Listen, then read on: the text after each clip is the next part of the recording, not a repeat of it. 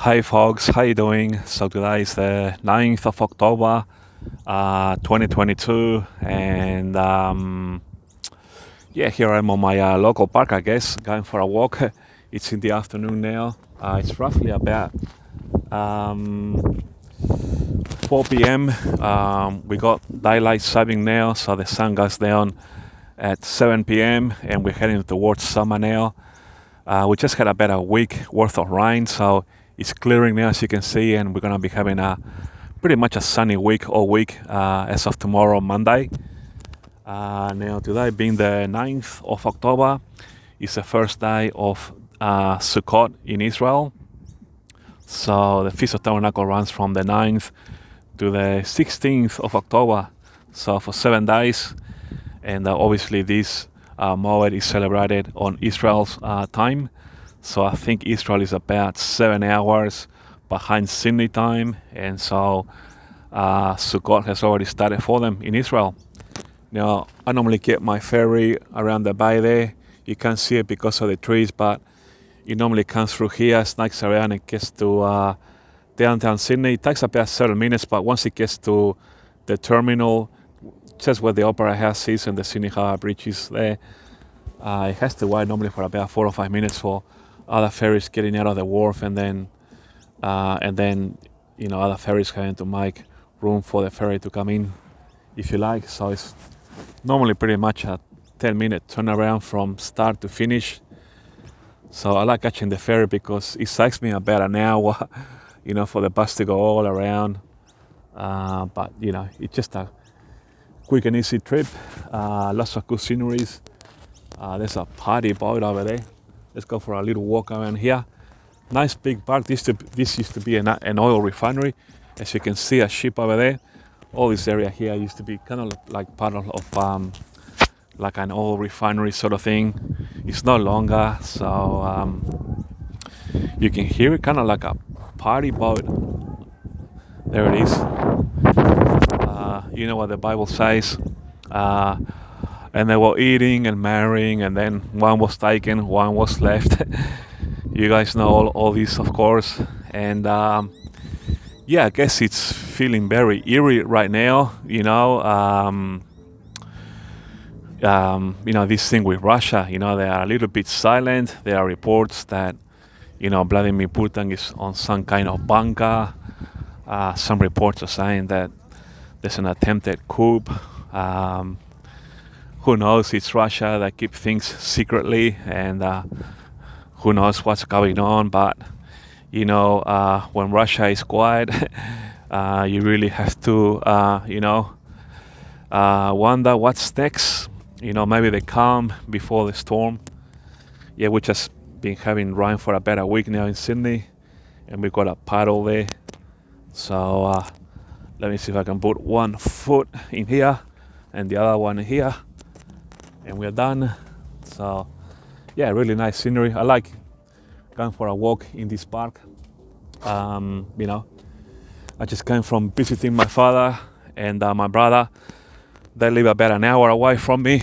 My father lives a little bit 15 minutes further northwest from my brother, but they're both in the northwest of Sydney. And just came, and I thought, gee whiz, it's a little bit early to go home. Why not go for a bit of a walk? Gee whiz, they're having a bit of a loud party, if you know what I mean. So on Saturdays and Sundays, on the weekends, you get all the boats, cruising around, taking people for cruise dinners and, cruise parties with music and things like that. So, but I just wanted to say how this thing with Russia, I think, has derailed a lot of people, in terms of what's next in the prophetic. People are a little bit worried. Some are talking about World War III and things like that. To be honest, I don't think so, because the Bible tells us, or Paul tells us in Thessalonians, I think it's 1 Thessalonians 5, chapter 5, verse 9 from memory. Don't quote me on it. We are not appointed unto wrath, and I think a nuclear war will wipe out a lot of people, and when Jesus comes for the rapture, and that's who are in heaven shall come at first, and then those who remain, and how many are going to remain, I don't think that Jesus is going to tolerate this, So, God is in full control of everything, although He's allowing a lot to happen in order that the Bible prophecies might be fulfilled. Like I said in my last video, check out Revelation 17:17. So, Revelation 17:17, I say this because of my heavy accent, if you like. So, sometimes I do wonder where people understand my accent. Yeah,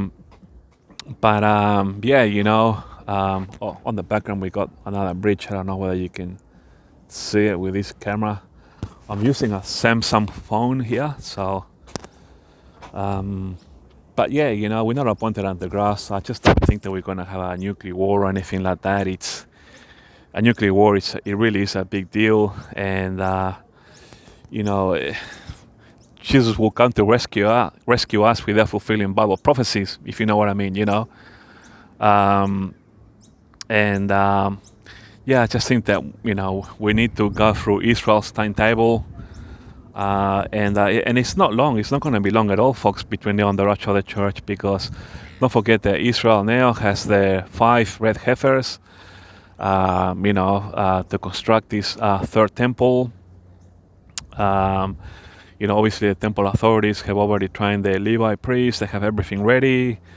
So, obviously the red heifers are not going to trigger the rapture of the church, no. But they are an important instrument of atonement, if you like, and tells us that, hey, we are in the end of days, but what's going to trigger the rapture of the church is not going to be the red heifers. I'm not them playing their importance. Yes, it tells us that we are in the end times, but it's actually Bible prophecies that are going to trigger the rapture of the church, because if you read the prophecy in 2 Thessalonians chapter 2 verse 3, that the man of sin shows up, or the Antichrist, and then bang, rapture of the church. So, and don't forget that Israel has to go through Elam, which I believe is next, followed by Isaiah 17:1. Elam, that prophecy, you will find it in the book of Jeremiah chapter 49 verses 34 to 39, but there are other Bible references regarding this Elam Bible prophecy in Ezekiel and so on. I got them written down somewhere on my Bible and things like that. So, but yeah, check them out if you like. So yeah, like I was saying, I just think that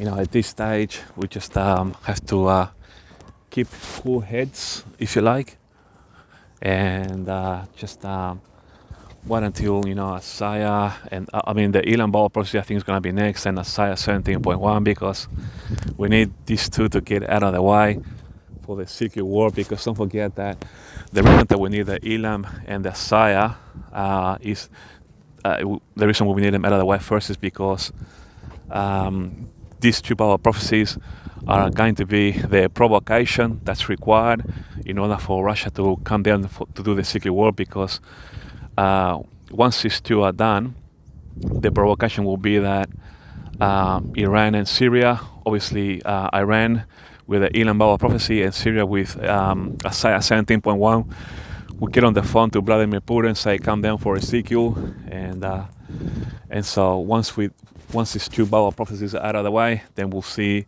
Ezekiel, and once that's out of the way, the signing of the covenant, and then that is it, folks. We are out of here, and we'll see each other in heaven, and go to the Bema judgment seat of Christ, get our rewards, and and then we'll have the marriage supper of the Lamb.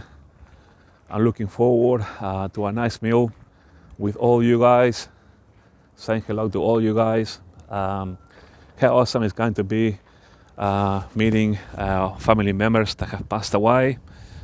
And don't forget that we're going to be seeing the prophets, like we're going to be seeing Abraham and Moses and Elijah. And what a feast that will be, the marriage supper of the Lamb. and the apostles, like, Peter and Paul and so on, the 12 apostles. So it's going to be pretty awesome. And also we're going to be getting a mansion of gold. So it's going to be an upgrade, folks, from our concrete boxes that we live in. So it's going to be an upgrade from concrete to gold. How good is that? So yeah, I'm actually looking forward to that. So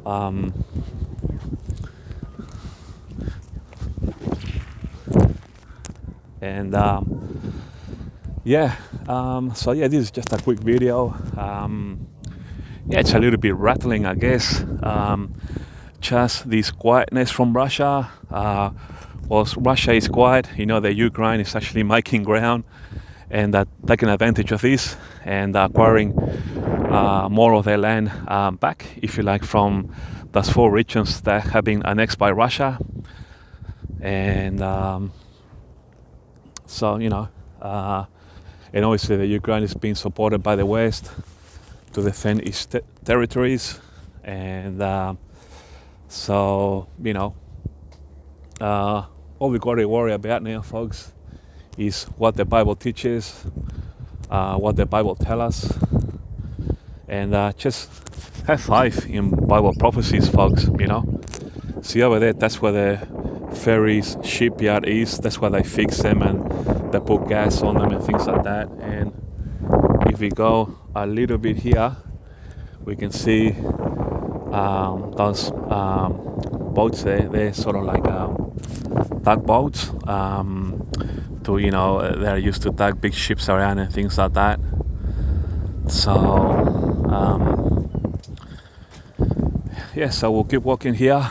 And folks, I know that some of you guys are pretty desperate for the rapture of the church, because obviously in your own personal situations, whatever they might be, I can understand that you guys want to go like now, but just note and just bear in mind that Jesus told us, that every Bible prophecy is going to be fulfilled, come might no matter what. And so, we need to respect the Bible and its prophecies and just be patient.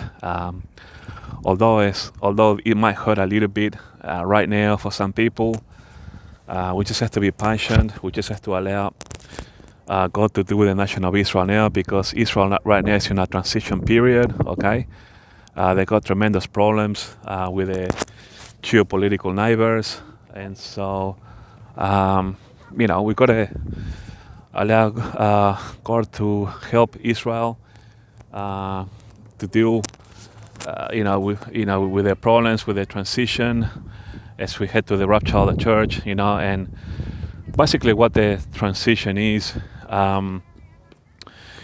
that before Israel goes into Jacob's trouble, they got to deal with the Elam Bible prophecy, the Isaiah 17.1, the Ezekiel, and obviously the signing of the covenant, because until those 4 are fulfilled, we can't get out of here, because God needs to prepare the nation of Israel. Israel is the apple of God's side, and God is not just gonna ignore Israel and just throw them into the deep end, just because we say so or we think so. No, that's why we have the word. We have Bible prophecies that tells us what's going to happen between now and the rapture of the church. There are over at least anywhere between 40 to 60 plus Bible prophecies, if you count all of them. Then I sort of like did a rough estimate counting, and I think that there's at least anywhere between 40 and 60, if you take into consideration, Messiah, Jeremiah, and also, the 4 Gospels and so on. So there's a lot there, and if you start counting them, and obviously the epistles of Paul's and things like that. So there's plenty, and we just have to be patient, folks. Allow God to prepare Israel. Let's just wait until we get these 4 Bible prophecies out of the way. We know now that Israel has a red heifer. She starts at the hay. Temple is gonna be up. Running up. It's gonna be built up soon. So we know that we are in the end of days. So just hang in there, folks. Not long now, and just have faith. That's one of the things that I'm trying to teach people on my channel. To have faith in Bible prophecies. Sometimes you guys see that I get a little bit hot-headed, shall we say, or that's because I have a strong sense of righteousness. One of Jesus' beatitudes is that those that have a strong sense of righteousness will be comforted in heaven. So I'm looking forward to be comforted. So I think that God has given me a very, very strong spirit of Elijah. If you guys know what I mean, I call myself an Elijah. And my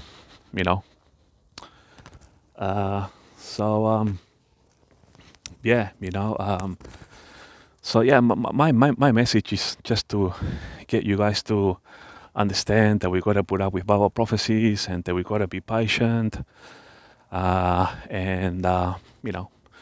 We haven't got long now, we just haven't got long, and we just got to hang in there, and know that it's coming and it won't be too long, So, keep edifying the church with your videos, encouraging one another. I don't normally open comments on my channel because as you can imagine, when you talk about religion and politics, it's a free for all. So I don't want to deal with it, but some of you do. That's fine. So so I've already got 17 minutes on this video. Alright guys, I'll end it here. Thanks for watching, and I'll talk to you guys later.